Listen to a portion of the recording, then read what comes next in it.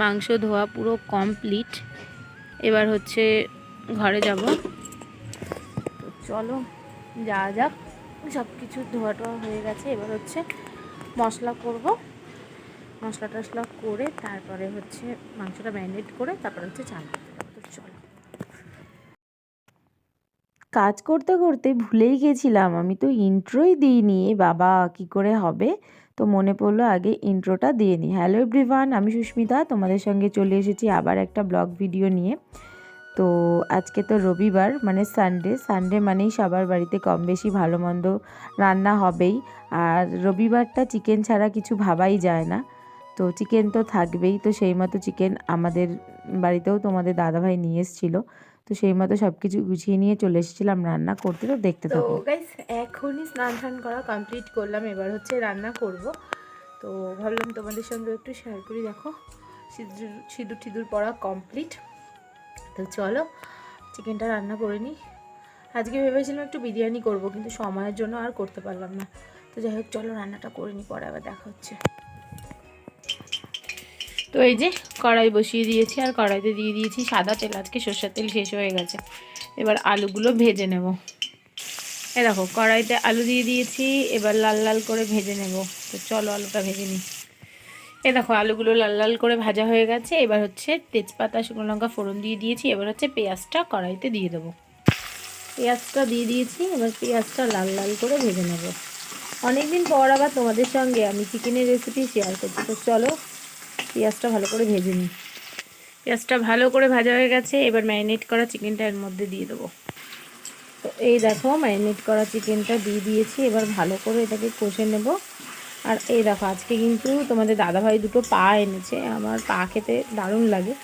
কার কার মুরগির পা খেতে ভালো লাগে অবশ্যই কমেন্ট করে জানিও। অনেকে খায় না, ঘেন্না পায়, কিন্তু আমার ভালো লাগে, তোমাদের দাদাভাইয়েরও খুব ভালো লাগে। চিকেনটা রান্না হোক, এখন গ্যাসটা কমিয়ে ঢাকা দিয়ে রাখবো। তারপরে যখন আবার চিকেনটা রান্না হয়ে যাবে তখন আবার তোমাদের সঙ্গে দেখা হবে। চিকেন কষা প্রায় হয়ে গেছে। এবার কিন্তু আলুগুলো দিয়ে দিয়েছি। আমি কিন্তু গ্যাস কমিয়ে ঢাকা দিয়ে চিকেনটাকে কষিয়েছি। তোমরাও এইভাবে রান্না করবে, দেখবে চিকেনটা খেতে দারুণ লাগবে। সফটও হবে চিকেন, আর খেতে কিন্তু বেশ ভালো লাগবে। আর একা একা ক্যামেরা ধরে ভিডিও করতে খুবই প্রবলেম। তো আলু দিয়ে দিয়েছি, এবার একটু ঢাকা দিয়ে রাখি, তারপরে আবার পরে করব। তো চলো পরে আবার কথা হবে। দেখতে থাকো ব্লগটা, কিন্তু স্কিপ করবে না। চলো গাইস, চিকেন কষা রেডি। এখনই খেয়ে নেব, অনেকটা বেলা হয়ে গেছে। তো নামিয়ে নিই।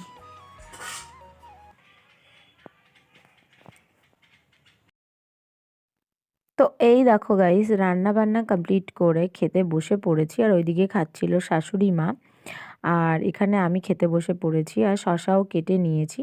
আর তোমাদের দাদা ভাইয়ের আগে খাওয়া হয়ে গেছিলো। তারপরে এই দেখো সকালবেলা ব্লগটা তারপরে কন্টিনিউ করতে পারিনি। এই যে সকালবেলা আমি আবার বেরিয়ে যাচ্ছি। তোমাদের দাদাভাই আমাকে ট্রেনে তুলে দিয়ে আসছে, দিয়ে ও অফিসে যাবে, আর আমিও বাড়ি চলে যাব। তো আর যা কুয়াশা, আর যা ঠান্ডা পড়েছে গাইস, তোমাদেরকে কি বলবো, মানে এতটা ঠান্ডা পড়েছে, মানে দেখো আমার মুখ টুক বেঁধে নিয়েছি। তোমাদের দাদাভাই বলছে মুখ চোখ ভালো করে বেঁধে নাও, নাহলে আরও বেশি ঠান্ডা লাগবে। তো চলো চলে এসেছি স্টেশনে, দেখতে থাকো।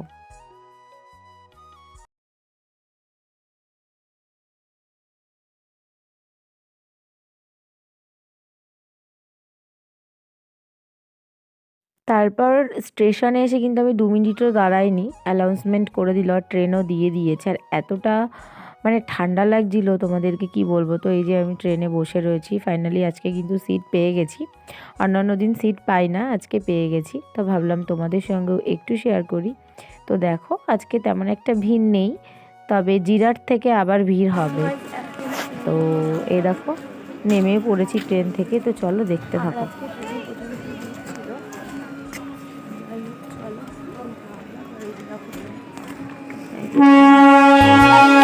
চাও আমাকে অবশ্যই কমেন্ট করে জানিও, সেই মতো ভিডিও দেওয়ার চেষ্টা করবো। আর আমার ভিডিওগুলো তোমাদের কেমন লাগে অবশ্যই কমেন্ট করে জানিও। তো টাটা গাইজ, ভালো থেকো, সুস্থ থেকো, দেখা হচ্ছে নেক্সট একটা ভিডিওতে।